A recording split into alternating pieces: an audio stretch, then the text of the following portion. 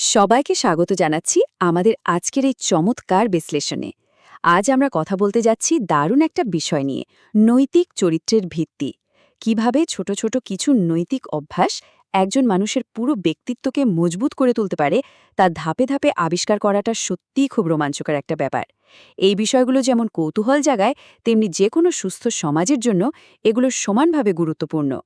আশা করছি আজকের এই পুরো আলোচনাটা আমাদের সবার জন্যই অত্যন্ত তথ্যবহুল হতে যাচ্ছে। তো চলুন সরাসরি মূল আলোচনায় ঢুকে পড়ি। আজ আমরা মূলত 5টি বিষয় নিয়ে কথা বলবো: নৈতিক শিক্ষার ভিত্তি, বিশ্বাস ও সীমানার প্রতি সম্মান, সহানুভূতি ও সম্পর্ক মেরামত, অহংকার ও হিংসা জয় করা এবং সবশেষে একজন দায়িত্বশীল মানুষ হয়ে ওঠার উপায়।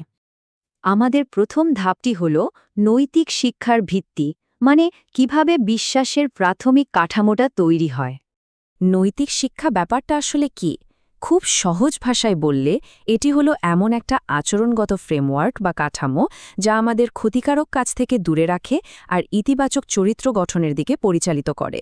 মানে এটা কিন্তু কোনো এলোমেলো থিওরি না, বরং সমাজের শান্তির জন্য একেবারে সুশৃঙ্খল একটা গাইডলাইন হিসেবে কাজ করে। আমাদের ভেতরের ভালো গুণগুলোকে জাগিয়ে তোলার জন্য এর কোনো বিকল্প নেই বললেই চলে। এবার চলুন দ্বিতীয় ধাপে যাই, বিশ্বাস ও সীমানার প্রতি সম্মান এবং কিভাবে শারীরিক ও সামাজিক গণ্ডি নির্ধারণ করতে হয়। চুরি করা কেন খারাপ? আচ্ছা, ব্যাপারটা কিন্তু শুধু একটা জিনিস এক জায়গা থেকে আরেক জায়গায় সরিয়ে ফেলার মধ্যে আটকে নেই। মনস্তাত্ত্বিক দিক থেকে যদি দেখি, চুরি হলো পারস্পরিক বিশ্বাসের সবচেয়ে বড় এবং চূড়ান্ত একটা লঙ্ঘন। যখন কোনো সমাজে বা পরিবারে এমন কিছু ঘটে, তখন মানুষের ব্যক্তিগত সীমানাকে চরমভাবে অসম্মান করা হয়। আসল ক্ষতিটা কিন্তু জিনিস হারানোর নয়, বরং মানুষের মনে যে একটা ভয় ঢুকে যায়, সেই ভেঙে যাওয়া ভরসাটুকু ফিরে পাওয়া আসলে অনেক অনেক কঠিন। আর এই চুরির মতো গুরুতর অপরাধের সাথে কিন্তু আমাদের প্রতিদিনের একটা সাধারণ অভ্যাসের খুব গভীর সম্পর্ক আছে। সেটা কি জানেন? অন্যের জিনিস অনুমতি ছাড়া না নেওয়া। হ্যাঁ, অনুমতি নেওয়াটা শুধু যে একটা সাধারণ ভদ্রতা তা কিন্তু নয়, এটি সমাজে মানসিক নিরাপত্তা তৈরির বিশাল একটা হাতিয়ার। প্রতিদিনের এই ছোট ছোট অভ্যাসগুলোই কিন্তু আমাদের বড় কোনো অপরাধ থেকে দূরে রাখে। অন্যের সীমানার প্রতি এই সম্মানটুকু দেখানো যে কোনো সুস্থ সমাজের জন্য ভীষণ জরুরি। সীমানা বা বাউন্ডারির এই ব্যাপারটা কিন্তু শুধু বস্তুগত না। শারীরিক সীমানা পেরিয়ে আমরা যদি সামাজিক এবং মৌখিক চুক্তির দিকে তাকাই, সেখানে সবচেয়ে গুরুত্বপূর্ণ বিষয় হয়ে দাঁড়ায় প্রতিশ্রুতি রক্ষা করা বা কথা দিয়ে কথা রাখা। কথায় আর কাজে মেল না থাকলে সম্পর্কগুলো খুব দ্রুতই দুর্বল হয়ে যায়। প্রতিশ্রুতি হলো সেই অদৃশ্য সুতো যা আমাদের সবাইকে একে অপরের সাথে একটা বিশ্বাসের বন্ধনে বেঁধে রাখে।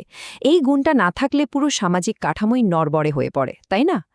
আমাদের তৃতীয় ধাপ, সহানুভূতি ও সম্পর্ক মেরামত এবং সংঘাত সামলানোর উপায়। মানুষের সাথে চলতে গেলে ভুল বোঝাবুঝি বা সংঘাত তো হবেই, এটাই স্বাভাবিক। কিন্তু সম্পর্ক মেরামতের প্রথম কাজটাই হলো নিজের ভুলটা স্বীকার করে নেওয়া। তবে সত্যি বলতে কি, মানুষের ইগোর কারণে নিজের ভুল মেনে নেওয়াটা সবসময় খুব কঠিন একটা কাজ। কিন্তু এরপরই আসে আসল ম্যাজিক, আন্তরিকভাবে ক্ষমা চাওয়া। এর মাধ্যমে ভেতরের অহংবোধটা দূর হয় আর সেই ভেঙে যাওয়া বিশ্বাসটা নতুন করে জোড়া লাগে। মনে রাখবেন, ক্ষমা চাওয়া মোটেও কোনো দুর্বলতা নয়, বরং এটা একটা মারাত্মক সাহসী পদক্ষেপ।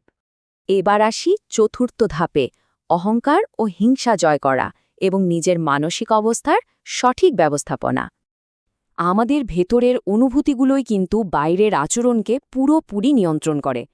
যেমন ধরুন অহংকারের কথা। এটা অত্যন্ত ধ্বংসাত্মক একটা জিনিস। এটি মানুষকে একে অপরের থেকে দূরে সরিয়ে দেয় এবং নতুন কিছু শেখার সব রাস্তাই যেন চিরতরে বন্ধ করে দেয়। কিন্তু এর ঠিক বিপরীতে যদি আমরা কৃতজ্ঞতা প্রকাশ করার কথা ভাবি, দারুণ একটা ব্যাপার, তাই না?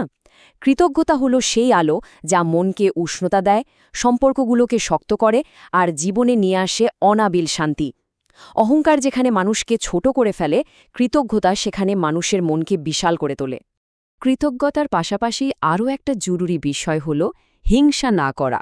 অন্যের ভালো কিছু দেখে ঈর্ষান্বিত না হয়ে বরং সেটাকে ইতিবাচকভাবে নেওয়াই হল একটা সুস্থ মানসিকতার লক্ষণ। কারণ হিংসার সবার আগে নিজের শান্তিকেই সবচেয়ে বেশি নষ্ট করে, ভেতর থেকে মানুষকে একেবারে খুয়ে ফেলে। তাই কৃতজ্ঞতা চর্চার পাশাপাশি হিংসা এড়িয়ে চলাটা আমাদের মানসিক প্রশান্তির জন্য একেবারে শতভাগ অপরিহার্য একটা উপায়। আমাদের পঞ্চম এবং চূড়ান্ত ধাপ, দায়িত্বশীল ভালো মানুষ হয়ে ওঠা এবং চরিত্রের চূড়ান্ত রূপ।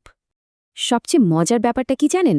এতক্ষণ আমরা যে গুণগুলোর কথা বললাম সেগুলো কিভাবে একটা বিন্দুতে এসে মিলে যায়। একজন ভালো মানুষের গুণাবলী যেমন সীমানার প্রতি শ্রদ্ধাশীল হওয়া, কথা রাখা, ভুলের জন্য ক্ষমা চাওয়া, অহংকার ও হিংসা এড়িয়ে চলা আর কৃতজ্ঞতা প্রকাশ করা, এই সবকিছুই কিন্তু একে অপরের পরিপূরক। এই সম্মিলিত বৈশিষ্ট্যগুলোই মূলত একজন সত্যিকার অর্থেই ভালো এবং দায়িত্বশীল মানুষ তৈরি করে, যেন এই সবকিছু মিলেই একটা চমৎকার সুস্থ চরিত্রের প্রতিফলন ঘটে। এখন একটা বিষয় একটু গভীরভাবে ভাবুন তো, চরিত্রের এই সমস্ত ভিত্তিগুলো যখন একজন মানুষের মধ্যে একসাথে যুক্ত হয় তখন আসলে কি ঘটে? এই মৌলিক নৈতিক নীতিগুলো যদি কেউ ধারাবাহিকভাবে নিজের জীবনে প্রয়োগ করে, তার চূড়ান্ত ফলাফলটা কি হতে পারে? এটা শুধু যে সেই মানুষটার নিজের জীবনকে বদলে দেয় তা নয়, বরং তার চারপাশের পুরো পরিবেশটাকেই দারুণভাবে প্রভাবিত করে। আর এর চূড়ান্ত ফলাফলটা হল সততার পুরস্কার। সততা কিন্তু শুধু একটা সাধারণ শব্দ নয়, এটি পুরোপুরি একটা জীবন ব্যবস্থা। এই সুশৃঙ্খল নৈতিক আচরণের সবচেয়ে বড় পুরস্কার হল সেই অদ্ভুত একটা অভ্যন্তরীণ শান্তি, সম্মান এবং সামাজিক স্বীকৃতি যা একজন সৎ ও দায়িত্বশীল মানুষ সারা জীবন ধরে উপভোগ করেন। এটা এমন একটা সম্পদ যা কখনোই হারিয়ে যায় না, বরং সময় যাওয়ার সাথে সাথে এর দাম যেন আরও বাড়তে থাকে। সততাই হল সেই মজবুত ভিত যার উপর দাঁড়িয়ে থাকে একটা সুন্দর জীবন। সবশেষে একটা খুব শক্তিশালী প্রশ্ন দিয়ে আমরা আজকের আলোচনাটা শেষ করব। সবাই যখন দায়িত্বশীল হওয়ার এই ভিত্তির প্রতি একনিষ্ঠভাবে প্রতিশ্রুতিবদ্ধ হয়, তখন আমাদের সমাজটা ঠিক কিভাবে বদলে যায়? একবার কল্পনা করুন তো এমন একটা পৃথিবীর কথা, যেখানে প্রতিটা মানুষ তার নৈতিক দায়িত্বগুলোকে সবচেয়ে বেশি গুরুত্ব দেয়, যেখানে মানুষের প্রতি মানুষের রয়েছে গভীর বিশ্বাস, প্রবল সহানুভূতি আর নিখাত সততা। এমন একটা সমাজ গড়ে তোলা কি সত্যিই খুব অসম্ভব কিছু? আমাদের আজকের এই চমৎকার বিশ্লেষণটি কিন্তু আমাদের ঠিক সেই চিন্তার জায়গাতেই দাঁড় করিয়ে দেয় আর বাধ্য করে আরও একটু গভীরভাবে ভাবতে।